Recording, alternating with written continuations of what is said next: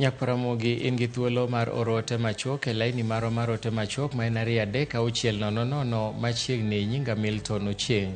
Jakom duol makedo ne ratich oganda e pacho ka Kenya National Commission on Human Rights Roselyn Odede onindo. Roselyn owito ngimane nyoro chieng' tich abich tarik 3 dweni mar 1. E ote mar duol, jalup jakom Dr. Raymond Nyeris oywago tho mar Roselyn Odede kaka lal ne duol noero kod piny Kenya mangima. Roselyn Odede noyier kaka jakom mar duol makedo ne ratich oganda jo Kenya, Kenya National Commission on Human Rights higa mar 2021 gi jatend piny Kenya machon Uhuru Kenyatta, kendo nochako tich bang'e kane opuodhe gi od bura.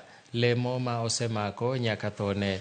Achiel kuom lemo ma bende nomake pacho ka en bedo jalup jakom maput mar yiero kendo puodho joyal buche ma pacho ka ma bende ne keto mise e lokruok ne bad migao mar doho ma pacho ka.